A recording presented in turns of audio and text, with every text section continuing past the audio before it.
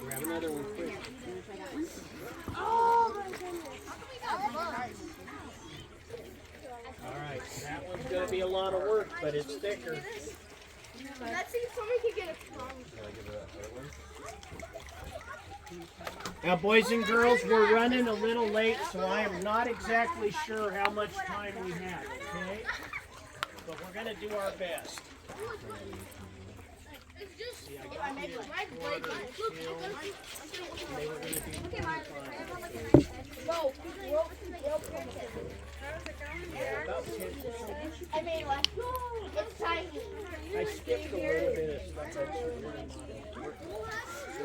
Joe, I made a tiny All right, one. boys and girls, show me some of those arrowheads. Good job. Mine is not. I have a flash and I can do. Oh, I got that one. Thank you. Wait, you know what?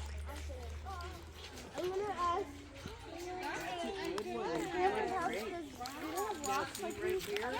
It feels like I'm starting hungry.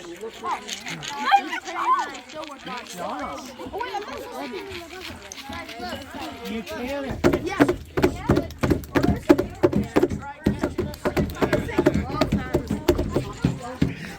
I want to try that. Is this?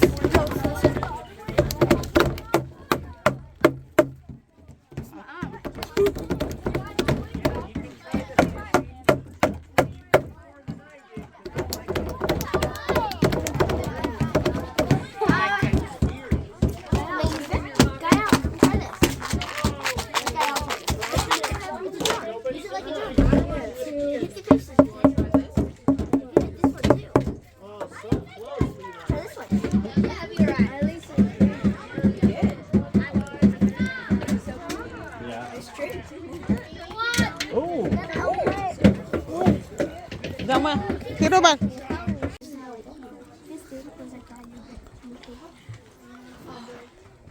I don't know if it's morning or afternoon, so good day, everybody. My name is Allison, and I'd like to welcome you to our winter home of the Native American Seasons Tour. Now, during winter, you'd be living in your long home with your family for 4 months without going outside. And your long home would look a lot like this, but it'd be a lot bigger. It'll be about 100 feet wide and up to 300 feet long, so about the size of a football field. Yep. Down the center of your home, there's 7 to 10 fireplaces burning 24 hours a day. One hole in the roof catches all that smoke, and one door keeps all that nice warm air in and that cold air out. All the way around your home on every single wall, there's sleeping platforms like this, where there are truly reed mat mattresses and bedding would be. Now, when I say you're living in this home with your family, I don't mean just your immediate family. I mean your brothers, sisters, aunts, uncles, cousins, second cousins, grandparents, great-grandparents, and they brought some more people, and they brought their aunts, uncles, brothers, sisters, cousins, second cousins, grandparents, everybody living under one roof for 4 months. So hopefully we can get along. Alright, so the natives in this area were a hunter-gatherer society. That means that they traveled around to different areas, gathered up the resources from those areas, and moved on to the next. While you're on top of the mountain in in summertime, you would be picking up wool so we could bring it to winter. Now this wool would end up on the ground because bison and buffalo get really, really hot in summer. So they try to get rid of some of their fur by rubbing themselves on trees and rocks. So the natives would go around picking it up. After they did that, bringing it to their winter home, they would then process it. So they had to brush it out like we brush our hair. And then we would pull it into a long, thin line to start twisting it into yarn.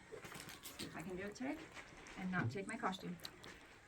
Okay, we hold in a long, thin line, grabbing one end, we rub in one direction. After they got it started, they would then attach it to this.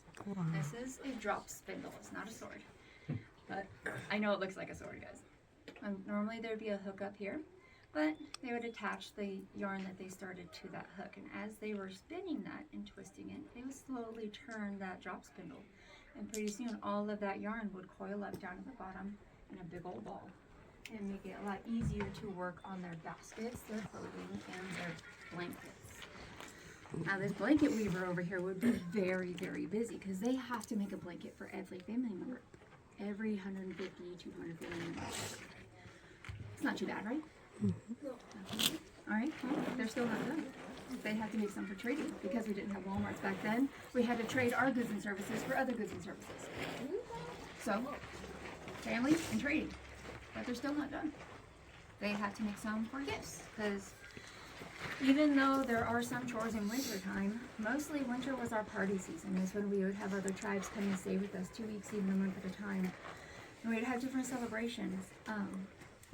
We would have celebrations of life if any our elders had passed. So we would have honoring ceremonies. We would have naming ceremonies for any of our kiddos that had graduated enough to go out and go hunting and gathering with the elders.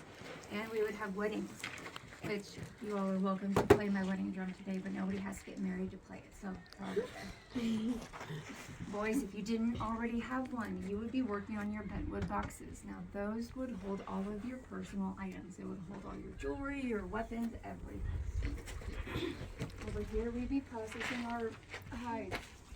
With our piece of yew wood, we rub this hide in circles to make it softer and easier to use. Now the natives in this area did not wear hides for their regular clothing. They did have it for ceremonial garb, but for their regular clothes, it was sort of silly to do because here in the Pacific Northwest, it rains a lot and hides get very heavy when they're wet. So they made their clothes out of grasses and cedar. So we had vests, ladies, your dress is very similar to this, just a bit longer and sometimes even woven in with claws and shells. Everybody would have a hat to help protect them from the elements, both sun and rain.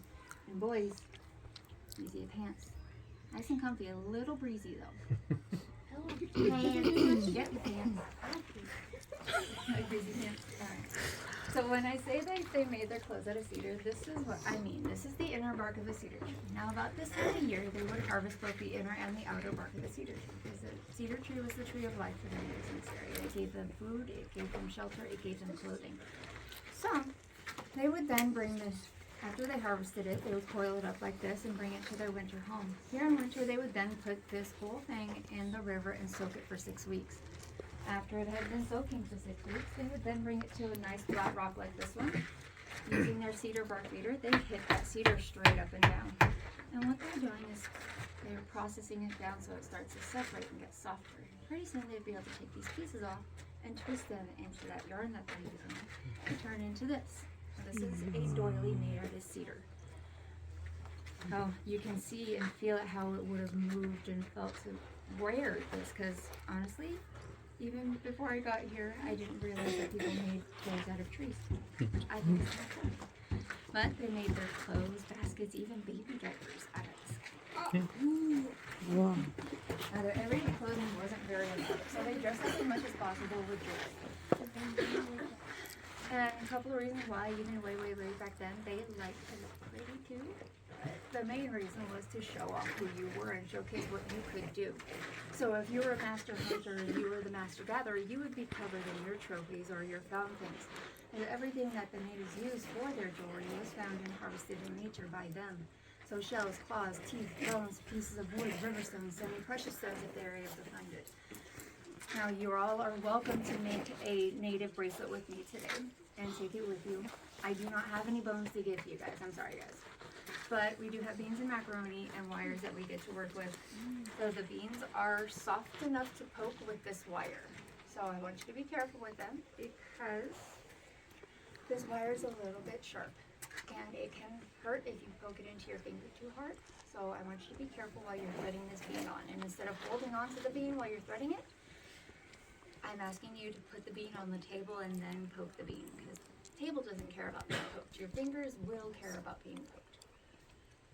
Leave about 1 inch at the end for a hook, in any pattern that you guys want. But I will set out some more supplies for you before you get up and get going. Now the natives in this area did not have a written language like we know, didn't have an EBC, so they shared their history through songs, stories, and pictographs. And we have a pictograph on the giant boulder behind us over there. And on it is a picture of a Lemmy seal. Now, that Lemmy seal is a mythical creature from the Nisqually tribe, and it's part man, part seal, part crow. But the cool thing about it is that it has been turned into a pictograph by children just like you. And they have done that by borrowing one of the rocks in my basket here, going up to where that Lemmy seal is painted, and rubbing their rock on top of that paint. What they're doing is eroding that rock. They are carving a divot into that boulder so the Lemmy seal will still be able to be seen even without that paint being there. And it's going to last for thousands of years because children just like you turned it into a pictograph, which I think is really cool. Alright, do you think you might get bored being stuck inside for 4 months? No. Gossip knows there's no TV, no video games, no running water. No. No boredom? Yeah. Well, I know my kids get bored, so I would want to distract them with something inside, give them something to play with. So they'd take the basket, and I could even make them a ball. So some of that wool from the mountain, I would boil it up, pack it nice and tight, add some more wool, boil it again, pack it nice and tight. And then they could take this basket to one side of the house, put it down, and toss that ball in. It's a little bit of fun, but even way back then, there were still rules. And the key to making a basketball is that if you made it while standing right next to this basket, you then take a big step back. You toss it again. If you make it again, you take another big step back, toss it again. Guys, your home is up to 300 feet long. If the basket's all the way over there and you're all the way over there, every brother, sister, cousin is watching you make this shot. If you don't make this shot, then you have to walk in front of every single one of them to start over. From the beginning. All over again. Oh, God. Couple of rules though. If it bounces in, then out, you have to start over. But if it bounces off a brother's head and lands in the basket, it counts. All right, guys, let's play. Come on. What if you get mad? What if you get mad? If you get mad, Yeah, you have to restart. well, then you probably got to go sit in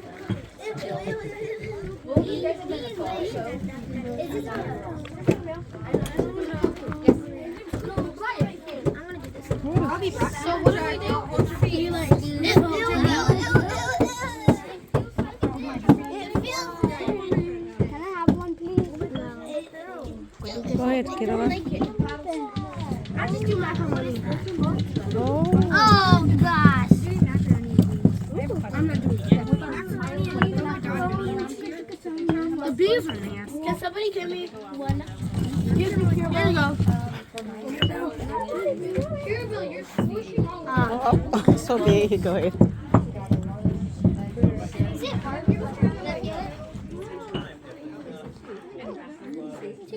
looks like you're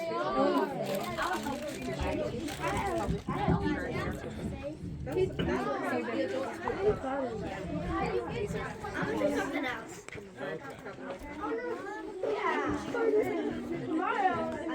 I don't like them, but spiders. a what? Oh, you know terrifying. We always put Wow. baby spiders. Baby spiders. Right there, baby spiders. Oh, okay.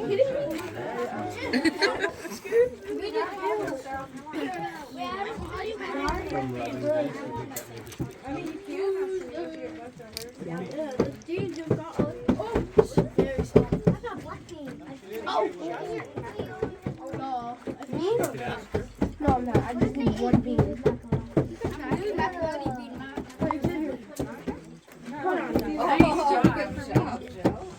I'm making this for my mom. So now, see, guys, this is how you do it. You tie it in that.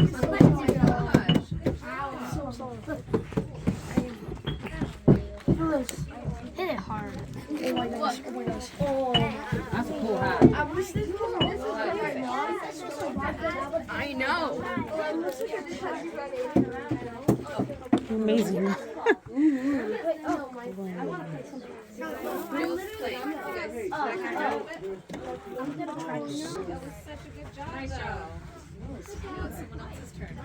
time it's not close.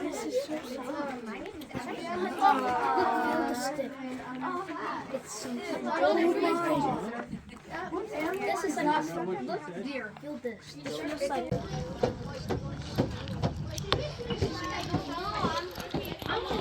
Look at everyone. An earring. One earring. You can. I can't wear it. Oh my gosh, this is talking about this if you don't have water, yeah, can you just get it? Like, please put it back. Can you get it? And look at that. What's a weasel? No, I think this is a weasel. Wow. That's it? For you. Thank you, Abate. Thank you so much. Wait, look, our God. That's what I'm on. Yo, Logan, it's mystery soup. If you just add water, it's mystery soup. Yeah, just add a bit of water, it's mystery soup. Yeah, excuse me? I'm gonna go put this in the soup. I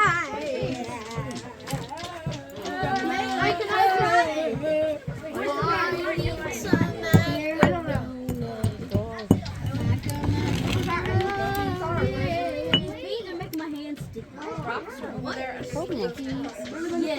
It's wet, not sticky.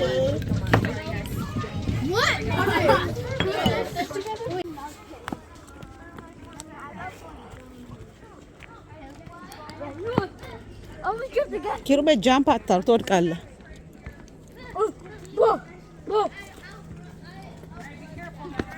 Be careful, ኪሩቤል።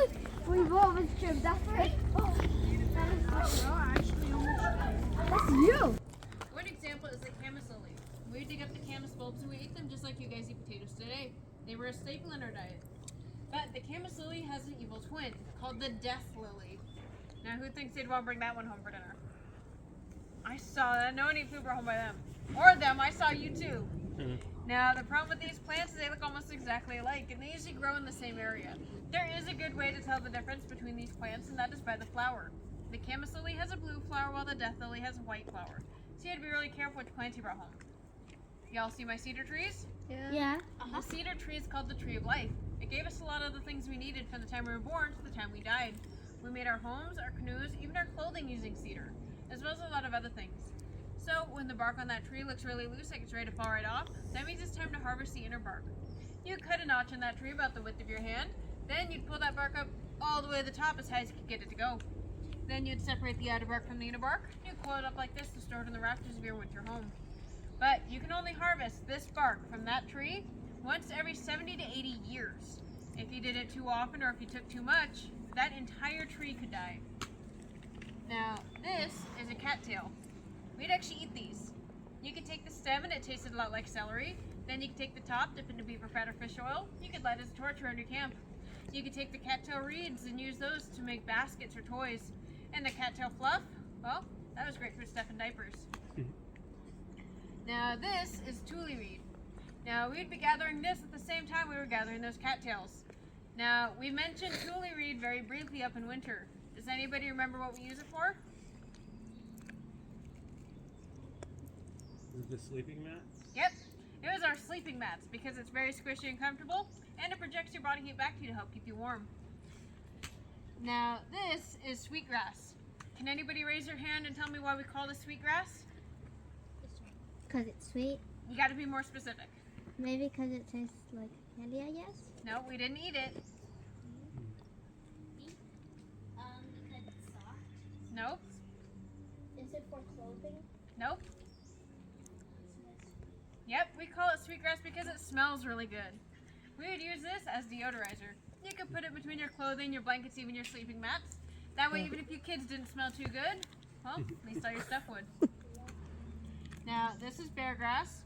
We'd harvest this from the mountains for the designs in our baskets. I do have a basket on my table that has a bear grass design woven into it. Now, you're all more than welcome to look at that basket later. I say please do not touch it though, because that basket was woven about 300 years ago. Now, if you didn't want to take the time to make yourself a basket, you probably would have made yourself a bentwood box like that one down there. So, you'd need a boater like this one. The bow would be made using an elk rib like this, or even a bent piece of wood. And the drill bit would be made using bone, stone, or even obsidian if we could get our hands on it. If you're going to drill a hole, you're just going to wrap the string around here and you're going to twist it once. You don't want to twist it any more than that, otherwise it's not going to turn very well. Then, you can take your wooden cap, place it on top, pull that bow out, you're just going to run it back and forth, and you can drill a hole. Now, if it were cold out, you'd probably want a fire to keep warm. But we didn't have matches and lighters like you guys have today, so we would take a piece of wood, cut out a pie-shaped notch, and drill a hole. We'd fill that hole with some dried cedar. Then, you could take a straight stick like this one, place in that nest of cedar. You just rub it back and forth super fast. I want you kids to rub your hands together super fast. Feel your hands starting to heat up? Yeah. What causes that? Yell it out, guys. Heat. Nope. Friction. There we go. The friction is creating the heat, which is creating the fire. Now, that's what's happening there. that stick is rubbing up against the board just like your hands are rubbing together. Eventually, it's going to get so hot, it'll catch fire. You can move into your fire pit. Now, raise your hand if you think we could boil water. You're right, we could boil water. We'd have watertight cooking baskets like the one on my table. We'd put rocks into the fire. Then you can use ironwood tongs like these because ironwood is very heat resistant and it doesn't catch fire easily. You can reach right into your fire pit, grab out a rock, tap off all the dirt and ash, and then place it into your watertight cooking basket. Once you got enough hot rocks in that water, it would start to boil. Wow. Now, do you kids like to play? Yeah. Well, that's good. Native kids were encouraged to play. We wanted you all to play as much as possible because we knew that the more you played as a kid, the better skills you'd have as an adult. So I have some toys over here you're welcome to play with today. Here in this basket, I have some ring toss toys. You're just going to throw it up. You're going to try and catch on the stick. If you think that one's too easy, I do have a double ring toss in here you're welcome to try. And I also have a game you can play with each other. Now, this game does have a rule. You cannot touch this ring with your hands, only with the stick. You're just going to be passing it back and forth between you and a friend. And if it falls on the ground, well, you can't grab it to pick it up. So, you're just going to gently step on it and pick it up with the stick. If you're going to play this game, though, you do have to be careful. Do you see my trees? Yeah. They all love to play the ring toss game. The only problem is they're all pretty selfish, and if they catch one of my rings, they're not going to give it back very easily. Now, this tree right here, she once played keep away for 7 years. Now, you kids would have been spending a lot of time in the woods. While you're out there, you might have come across some tracks. And you might have had a competition to see who is the best tracker. I do have a tracking game set up for you right over here. I have the names of animals written on a board. I also have the pictures, furs, and tracks of those animals in a basket just below it. You want to match up all the pictures, furs, and tracks to the name on the board. Once you're done, you can come get me, and I'll tell you how well you did. But before you were ever allowed to hunt, you had to pass a very strict test by your elders. And remember, arrowheads in your pockets. Now, you had to pass a very strict test by your elders. Now, you had to know how to use every single part of an animal. It was very disrespectful to an animal if you were to kill it and not use every single piece. You had to know how to use the eyes, the hide, the bones, even the bladder. Does anybody know what the bladder was used for? No, I forgot. Okay. Anybody know what the bladder was used for? What's a bladder really good at doing? Yep, it's a water bottle. Now, it's a good thing y'all passed that test because we had a problem here today. Y'all see that big bad bear? Yeah. Well, he's been terrorizing the village lately, and we've decided it's time for him to go. So all of you get to use my bow today. Now, we're not going to be holding this like a real bow. We're going to be holding on its side just like a crossbow. You're going to hold the arrow with your thumb and your finger just like you're playing thumb war. Then you're going to stand between this root and this rock. You're going to face that big bad bear, and you're going to try and hit him. Now, if you miss, that bear is going to be pretty mad. And he's going to be coming after all of us. But the good news is, you only have to run faster than the person behind you. Now, the roots and the rocks here love to trip people who run, but you're all more than welcome to get up and try everything. Yep, you guys can get up and try everything. Oh, quiero ver. 7 years, not once has a group immediately gotten up when I said that. No, but Levi has it first. So, no, it's Levi's turn. And then I want to See the notch in the end of your arrow? Hold up. I want to try the fire. Can I try the fire? Can I try the fire? Wait a minute. I see. Keep doing it. You're not. Are you gonna do a fire? Yeah, you do it. Oh, yeah.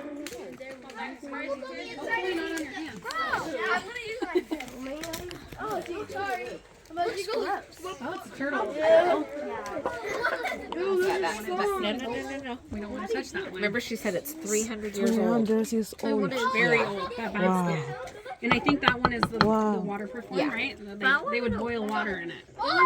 They would use like sap and stuff like that from the trees to light it. It's 300 years old. Could you imagine if everybody that came here was messing with it? Then it would fall wear out. Yep. Break. Yep. So it's very old and very delicate.